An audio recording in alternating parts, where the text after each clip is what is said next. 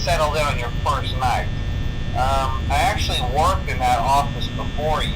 I'm finishing up my last week now, as a matter of fact, so I know it can be a bit overwhelming, but I'm here to tell you there's nothing to worry about. You'll be fine. So let's just focus on getting you through your first week, okay? Let's see. First, there's an introductory greeting from the company that I'm supposed to read. It's kind of a legal thing, you know. Welcome to Freddy Fazbear's Pizza, a magical place for kids and grown-ups alike, where fantasy and fun come to life. Fazbear Entertainment is not responsible for damage to property or person. Upon discovering that damage or death have occurred, a missing person report will be filed within 90 days, or as soon as property and premises have been thoroughly cleaned and bleached and the carpets have been replaced. Blah, blah, blah. Now, that might sound bad, I know, but there's really nothing to worry about.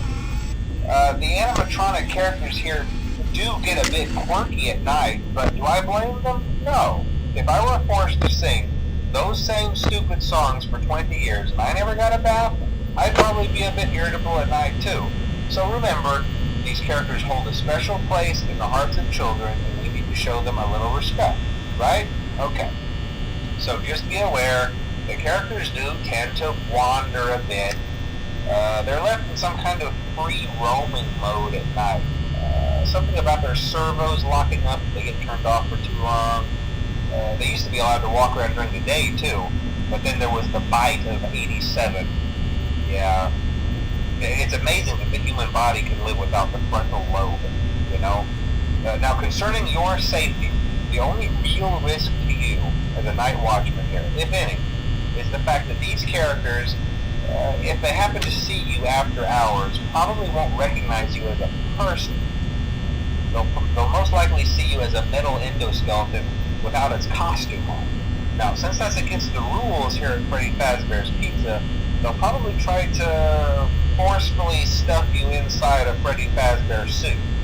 Now, that wouldn't be so bad if the suits themselves weren't filled with cross beams, wires, and animatronic devices, especially around the facial area. So you can imagine how having your head forcefully pressed inside one of those could cause a bit of discomfort and death. The only parts of you that would likely see the light of day again would be your eyeballs and teeth when they pop out the front of the mask. Yeah, they don't tell you these things when you sign up. But hey, first station of the breeze. I'll chat with you tomorrow. Check those cameras and remember to close the doors only if absolutely necessary. Gotta conserve power. Alright, good night.